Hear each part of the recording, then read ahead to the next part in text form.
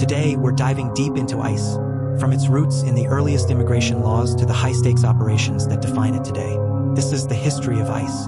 If you enjoyed this video, please do not forget to like and subscribe. U.S. Immigration and Customs Enforcement is one of the most well-known and most debated federal agencies in the United States.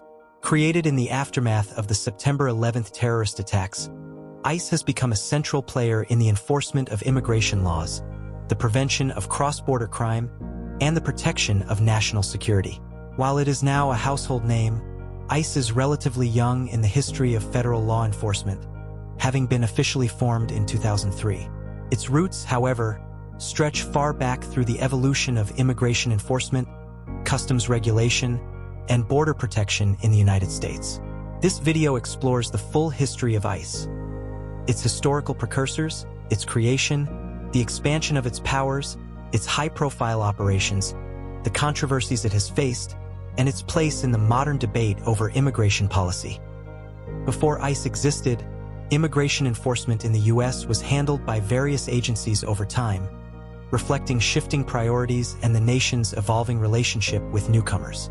In the late 19th century, federal immigration oversight began with the Immigration Act of 1891, which created the Office of the Superintendent of Immigration under the Treasury Department. This early agency was focused on inspecting immigrants at ports of entry, most famously Ellis Island in New York Harbor.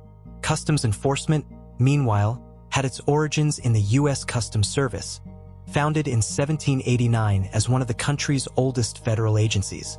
It was responsible for collecting tariffs, a major source of government revenue in the early republic, and policing smuggling. Throughout the 20th century, immigration enforcement grew more complex.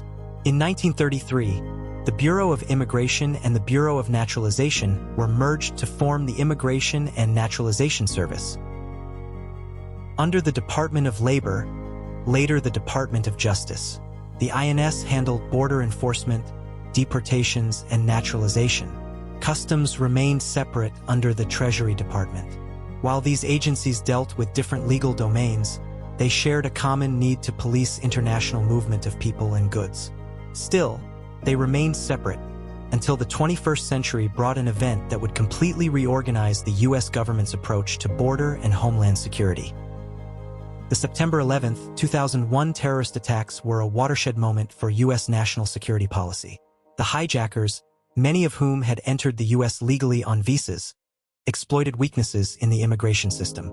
This led to a bipartisan push to reorganize and centralize federal agencies tasked with protecting the homeland. The result was the creation of the Department of Homeland Security in 2002, the largest government reorganization since World War II. DHS absorbed 22 agencies from different departments, bringing them under one umbrella to coordinate anti-terrorism, border security, and disaster response efforts. As part of this restructuring, the long-standing Immigration and Naturalization Service was dismantled. Its responsibilities were split into three separate agencies: Citizenship and Immigration Services, handling legal immigration and naturalization processes; Customs and Border Protection, handling border security and customs inspection at ports of entry; Immigration and Customs Enforcement, handling interior immigration enforcement, detention, deportation, and investigations into customs and trade violations. ICE officially began operations on March 1, 2003.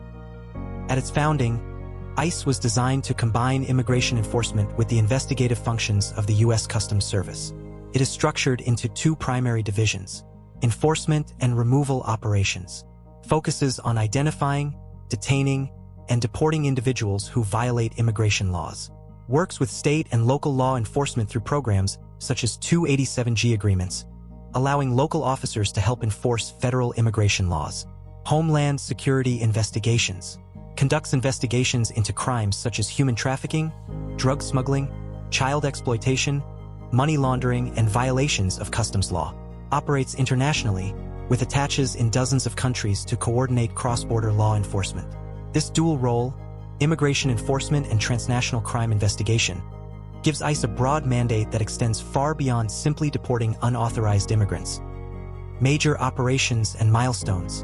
From its inception, ICE quickly became involved in high-profile operations and policy enforcement campaigns.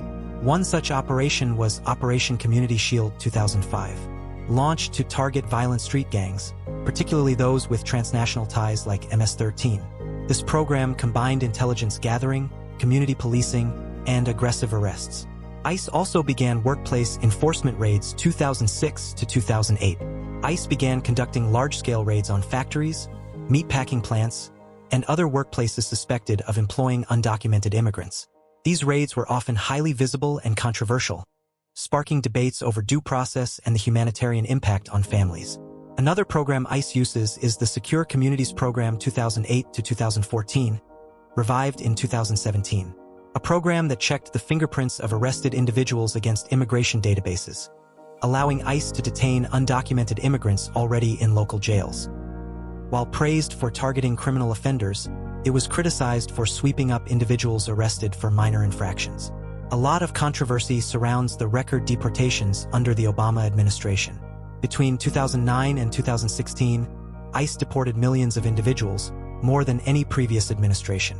While the administration claimed to prioritize criminals, critics argued that many deportees had no serious criminal history.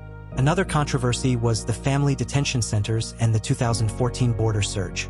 When large numbers of Central American families and unaccompanied minors arrived at the southern border, ICE expanded family detention facilities. Human rights groups condemned the conditions and questioned the legality of detaining asylum seekers. After Obama came the Trump administration and zero tolerance 2017 to 2021. ICE became a focal point of the administration's immigration crackdown. Policies included increased interior enforcement, workplace raids, and the controversial family separation policy at the border, although separations were technically a CBP responsibility. ICE's role in deporting parents while children were in custody intensified public outrage. Controversies and criticism. ICE's broad authority and aggressive tactics have made it one of the most controversial agencies in the federal government. Key criticisms include militarization of immigration enforcement. Critics argue that ICE treats immigration violations, often civil offenses, as criminal matters, using heavily armed teams for raids. Impact on communities. Raids and arrests have created fear in immigrant communities, leading some to avoid reporting crimes or accessing public services. Due process concerns. Immigration detention often occurs without the same legal protections afforded in criminal court, raising human rights concerns. Abolish ICE movement. In 2018, progressive activists and some lawmakers began calling for the agency to be dismantled, arguing its functions could be handled by other agencies without the same abuses. Supporters of ICE counter that it plays a vital role in national security, protects communities from dangerous criminals, and enforces laws passed by Congress. ICE in the Biden era. When President Joe Biden took office in 2021, his administration sought to narrow ICE's enforcement priorities to focus on recent border crossers, national security threats, and individuals with serious criminal records.